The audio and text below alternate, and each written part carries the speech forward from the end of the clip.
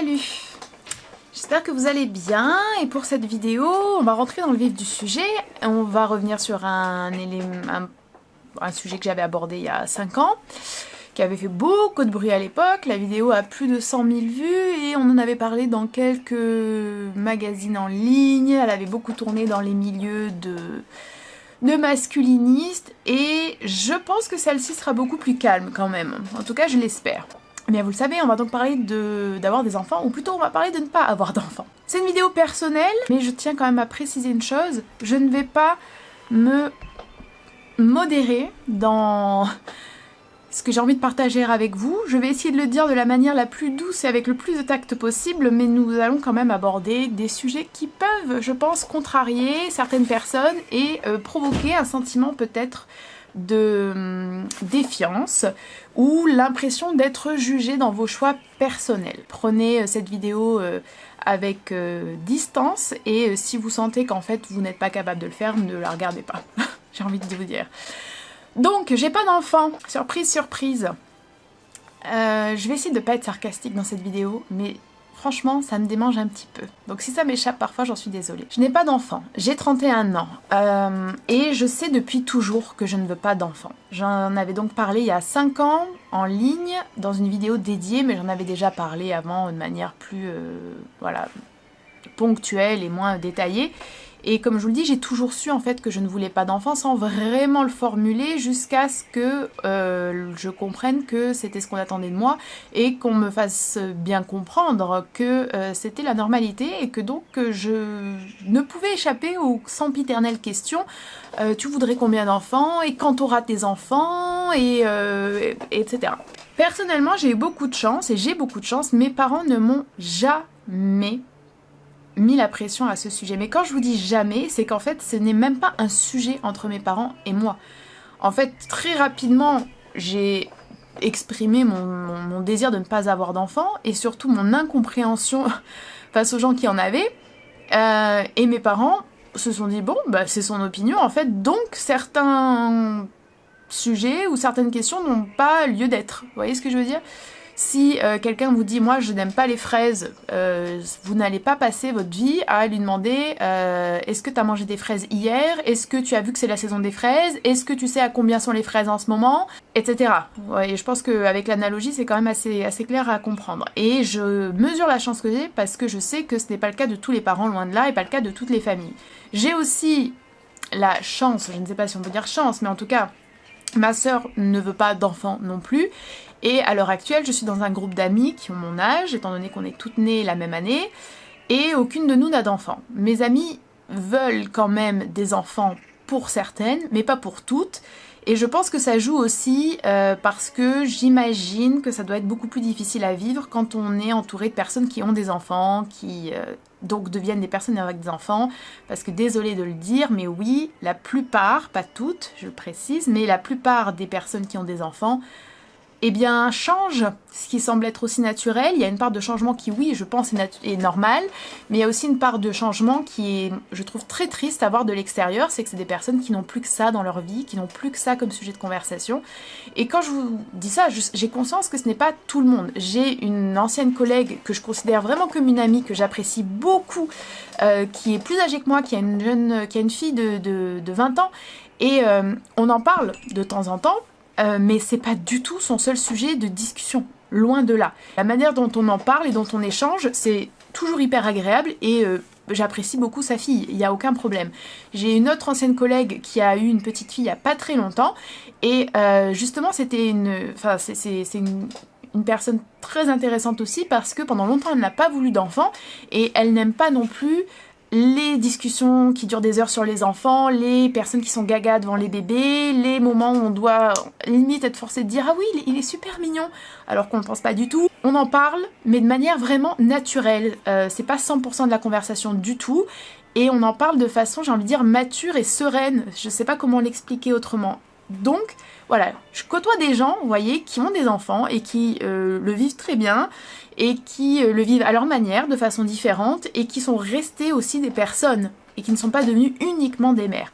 Je précise que quand je dis ça, vous vous en doutez étant donné que vous savez que je suis féministe et que voilà, c'est quelque chose qui fait vraiment partie de ma vie, j'ai conscience des dynamiques à l'œuvre. Je sais que les tâches relevant de l'élevage des enfants, comme le dirait Delphi, reposent sur les femmes. J'ai conscience que la société vous impose d'être une mère à 100%. J'ai conscience du temps que cela représente, etc.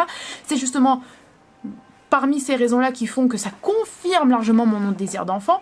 Donc je ne porte pas de jugement sur ces personnes-là, je ne nie pas toutes les difficultés qui font qu'on en arrive à se transformer en ce genre de personnes, et surtout les femmes, parce que les hommes vivent en général la parentalité de manière beaucoup plus libre, mais de l'extérieur, pour moi qui n'en ai pas d'enfant, c'est un triste spectacle. Je pense que si des amis à moi viennent avoir des enfants et ont ce genre de discussion, d'activité et de vie où les enfants sont toujours là et où on doit toujours partir avec les enfants et... Bref, voilà. Je sais que ma relation avec ces amis-là changera et que cette relation deviendra beaucoup plus distante parce que cela ne m'intéresse absolument pas. Et que je n'ai pas envie de me forcer et que je n'ai pas envie de perdre mon temps avec ça. Je dis pas qu'il y a zéro place dans ma vie pour des personnes avec des enfants, mais moi quand je vois mes amis, c'est pas pour avoir quelqu'un qui hurle, quelqu'un qui demande de l'attention en permanence, quelqu'un qui fait des caprices, quelqu'un qui doit aller aux toilettes, quelqu'un qui veut pas marcher, quelqu'un qui veut dormir. Et je sais que là, beaucoup de personnes avec des enfants se disent « Mon Dieu, elle a un ton méprisant, elle est dure, etc. » Mais en fait, pendant très longtemps, j'ai essayé de polisser la manière dont je parlais de ce sujet. Parce que je ne voulais absolument pas, et je ne veux toujours pas, hein, je précise, blesser les gens qui ont des enfants. Mais en fait, au bout d'un moment, quand on voit que les gens en face, par contre, n'ont aucune délicatesse pour nous, eh bien, on a envie de dire les choses comme elles sont. Parce que ce que je viens de dire sur les enfants qui pleurent, qui font des caprices, qui demandent de l'attention en permanence, qu'il faut surveiller, qui ne peuvent pas tenir en place, qui ont besoin qu'on les accompagne aux toilettes, qui parfois se vomissent dessus quand ils sont bébés, toutes ces choses-là, ce sont des éléments factuels. Et je pense que n'importe qui avec un minimum d'honnêteté le reconnaîtra.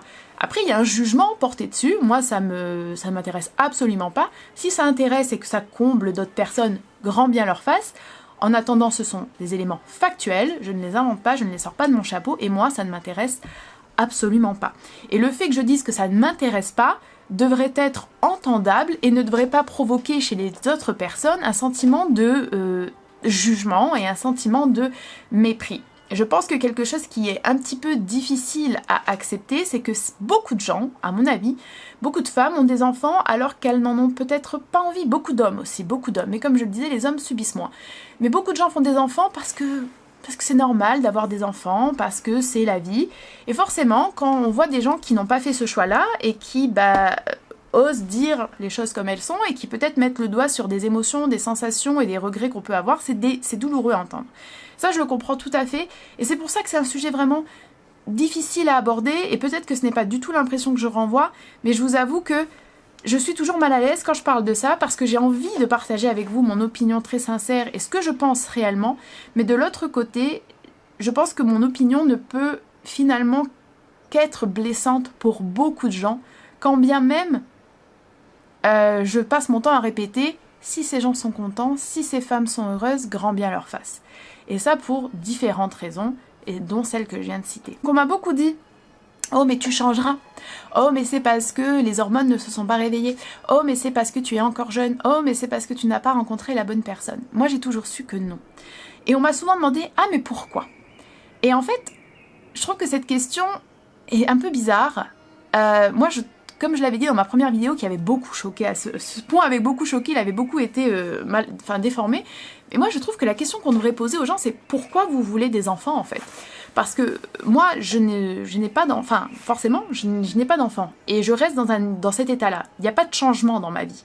En général les questions qu'on pose c'est plutôt quand il y a un changement. C'est-à-dire si je change de travail c'est là que vous allez me demander pourquoi. Vous n'allez pas me demander pourquoi je reste dans ce même travail depuis des années. Quand on déménage, on peut demander pourquoi. Quand une relation se termine, on peut demander pourquoi. C'est rare d'entendre « Ah, pourquoi vous êtes toujours en relation ? Ah, pourquoi tu es toujours dans ce travail ?» Eh bien, moi j'ai envie de vous poser, d'avoir cette même logique, qui est tout à fait convaincante il me semble, et je pense qu'on devrait plutôt demander aux gens qui ont des enfants « Ah, mais pourquoi ?» Et là, très souvent, je pense qu'on aurait des réponses très surprenantes de gens qui ne savent pas pourquoi. De gens qui ne savent pas du tout expliquer pourquoi ils en ont envie. Et je peux entendre, même si c'est quelque chose d'absolument lunaire pour moi, qui est une forme de désir vraiment viscéral, physique d'avoir des enfants, mais je pense que pour beaucoup de personnes, se poser sincèrement et réellement la question freinerait vraiment, et bien tout simplement la parentalité. Très très sincèrement, j'en suis absolument convaincue. Pourquoi est-ce que je ne veux pas d'enfants ? En fait, je n'ai pas de raison première, c'est-à-dire que je n'en ai jamais voulu, je n'ai jamais eu ce désir-là, je ne me suis jamais imaginée avec des enfants, je n'ai jamais vu d'enfant, de bébé, quoi que ce soit, qui aurait entraîné chez moi des pensées comme « Oh, ça doit être tellement bien, oh, j'aimerais bien faire ça ». Et franchement, je vais vous dire, en fait, plus ça va, moins j'en ai envie. Et à chaque fois que j'entends des gens, ou presque à chaque fois, que j'entends des gens me parler de leurs enfants, ou quand je vois des gens avec des enfants, je suis désolée, mais je vais être très honnête, je me dis presque toujours « Mon Dieu, mais j'ai tellement de chance de ne pas avoir d'enfants ». Et encore une fois, je comprends, j'entends que pour d'autres personnes, c'est vraiment ce qui est important dans la vie, que des personnes sont heureuses d'avoir des enfants, de s'occuper d'enfants, de créer cette famille-là. Il n'y a pas de problème.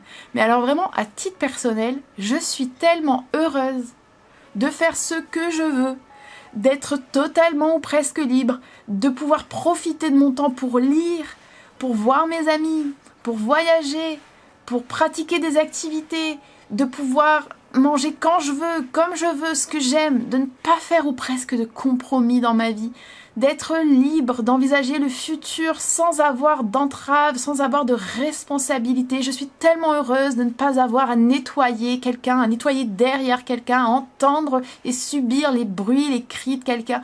Et je suis prof.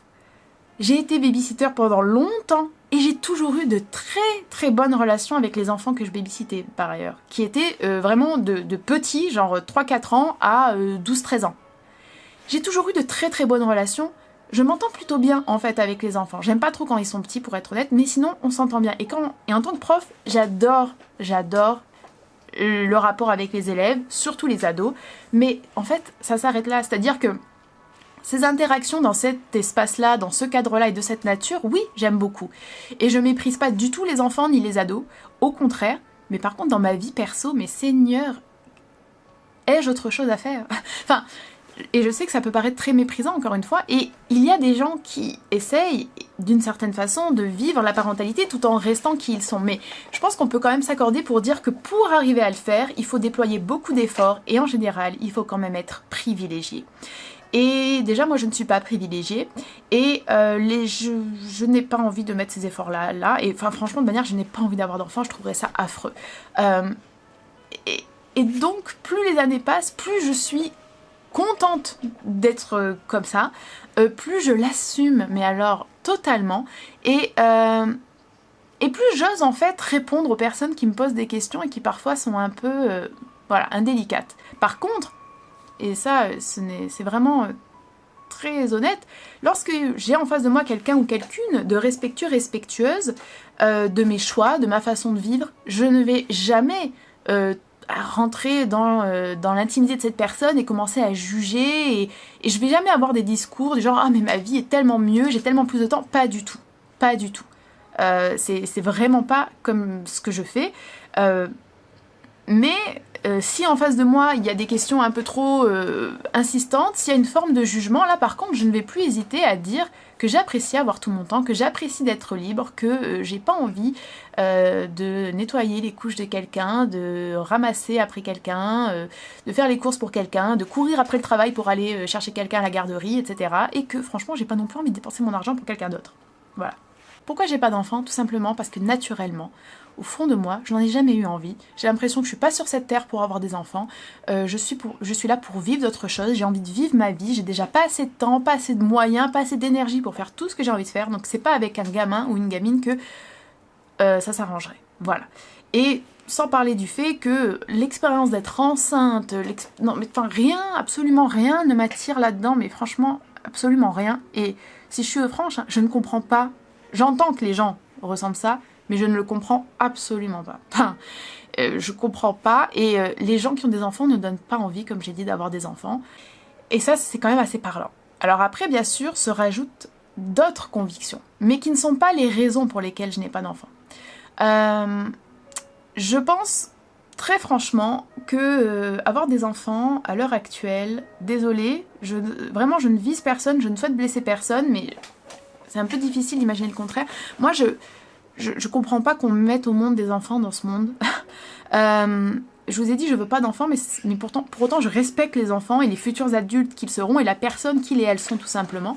Et dans un monde où le réchauffement climatique est malheureusement une fatalité, je pense, désormais, dans un monde de plus en plus violent, dans un monde de plus en plus difficile économiquement, en fait, dans un monde qui n'a pas d'avenir et pas de futur, je ne comprends pas qu'on fasse des enfants. Pour moi, c'est, désolé, encore une fois de le dire, mais c'est pur égoïsme.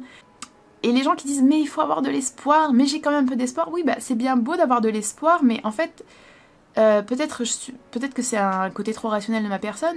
L'espoir c'est cool, mais les conséquences des faits sont indépendantes de l'espoir qu'on a.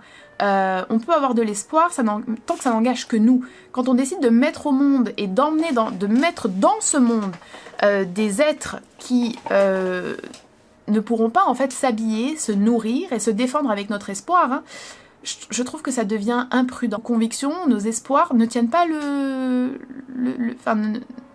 peuvent pas tenir face aux réalités, face aux faits. Et donc je trouve que c'est absolument égoïste, pour être tout à fait honnête. Deuxièmement, je suis convaincue que la démographie est un des gros problèmes de notre planète. Alors, je sais que beaucoup de gens vont venir en disant non mais ça a été débunké plein de fois, non mais ça c'est de l'eugénisme. Écoutez, je suis désolée, moi tous les débunkages que j'en ai vus, je ne les trouve absolument pas pertinents. On entend juste des gens qui disent non mais en fait ce n'est pas vrai. Ok.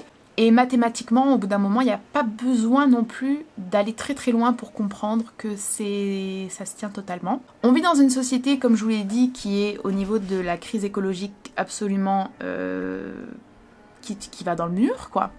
Et je me soucie en fait pas énormément hein, de l'humanité. Enfin, bien sûr que oui, mais je pense surtout aux autres animaux et à la nature qui subissent totalement les conséquences de nos actions, n'est-ce pas?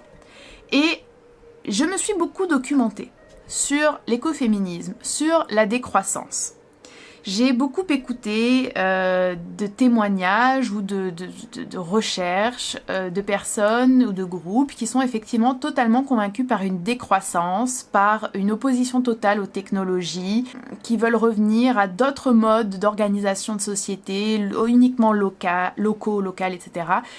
Je n'y crois absolument pas. Je ne dis pas que c'est inintéressant, hein. D'ailleurs je vous recommande les podcasts Floraison à ce sujet, mais moi je n'y crois absolument pas. Je pense que c'est totalement impossible, totalement illusoire, et par ailleurs, ce n'est pas du tout une société dans laquelle j'ai envie de vivre. Je n'ai pas envie de renoncer à la culture, aux arts, parce que oui, en fait, la culture, les arts dépendent aussi des technologies, dépendent de matières qui sont polluantes. J'ai pas envie de renoncer à des soins médicaux, je n'ai pas envie de renoncer à des moyens de transport et de communication. Bref, énormément de choses qui en fait qui sont notre quotidien, qui assurent notre sécurité et notamment en tant que femme, et qui deviendraient impossibles avec une décroissance telle qu'elle est présentée. En fait, il me semble que la solution elle est assez simple, c'est qu'il faudrait une décroissance contrôlée et modérée et par contre une démographie totalement repensée. Si on était beaucoup moins nombreux, on arriverait à maintenir un niveau de vie décent, qui ne serait pas celui qu'on a actuellement, où on surproduit, surconsomme, etc., mais qui ne serait quand même pas un retour à la bougie. Et en fait, il me semble que c'est vraiment l'éléphant dans la pièce, le sujet tabou dont personne ne veut parler, et à chaque fois qu'on ose en parler, on est tout de suite rejeté, tout de suite ignoré, parce que ce serait faux, parce que ce serait du totalitarisme. Je pense que les gens utilisent beaucoup le mot totalitarisme dans des contextes où ça n'a pas lieu d'être, et pour d'autres contextes où il faudrait vraiment l'utiliser, là par contre il n'y a plus personne. Réfléchir à la démographie, réfléchir aux injonctions de faire des enfants, réfléchir à est-ce qu'on a vraiment ce droit en fait à l'enfant? Est-ce qu'on a même un droit total, c'est-à-dire d'avoir 12 enfants, d'avoir 6 enfants? Est-ce que à l'heure actuelle, avec les conséquences écologiques et les conséquences sociales, est-ce qu'on peut encore quand même refuser de questionner la question de la démographie, la question de la parentalité, je ne crois pas. Et malheureusement, c'est cette chose sacrée apparemment qui est indiscutable. Et pourquoi indiscutable? Parce qu'elle nourrit le patriarcat, parce qu'elle nourrit le capitalisme. Et ça, les gens l'oublient bien souvent. Tout ce que je viens de vous citer là, et que je ne peux pas développer car ce n'est pas une vidéo dédiée à cela, donc ne choisissez pas, enfin ne pensez pas que la brièveté et la superficialité avec laquelle j'expose ces points pour pouvoir faire cette vidéo sont le reflet exact de ce que j'en pense et de mes connaissances, pour venir dans les commentaires après dire mais non, mais ceci, mais cela. Tous ces éléments-là ne sont pas les raisons pour lesquelles je ne veux pas d'enfant, mais ce seraient des raisons, quand bien même j'aurais un désir d'enfant, qui ferait que je ne ferais pas ce choix égoïste d'avoir des enfants. Je pense que j'ai quand même été assez claire et je ne souhaite pas non plus que cette vidéo soit très très longue. C'est vraiment une vidéo là de partage, comme ça. On pourrait revenir sur certains points en détail dans des vidéos beaucoup plus théoriques. Si jamais ça vous intéresse, n'hésitez pas à me le dire. C'est surtout une vidéo pour peut-être rassurer certaines personnes, pour peut-être permettre à certaines personnes d'assumer plus leur choix, de comprendre le choix d'autres personnes qui ne veulent pas non plus avoir d'enfants. Et pour briser un petit peu, encore une fois, ce tabou autour de la démographie, de la natalité, du lien avec le patriarcat et le capitalisme, et le rapport aux autres animaux sur cette planète et à la nature dans son ensemble. J'espère que cette vidéo vous aura plu, j'en suis pas sûre à 100%, hein, loin de là. Et voilà, je pense qu'on peut se redonner rendez-vous dans 5 ans, dans 10 ans, dans 15 ans, et j'aurai toujours pas changé d'avis, loin de là. Donc... si certaines personnes étaient curieuses, non, je n'ai toujours pas changé d'avis. Au contraire, mon non-désir et mes convictions sont d'autant plus profondes et je suis heureuse chaque jour d'avoir fait, entre guillemets, ce choix qui n'était même pas vraiment un choix. Voilà. Je vous remercie d'avoir regardé cette vidéo et puis je vous dis à très bientôt.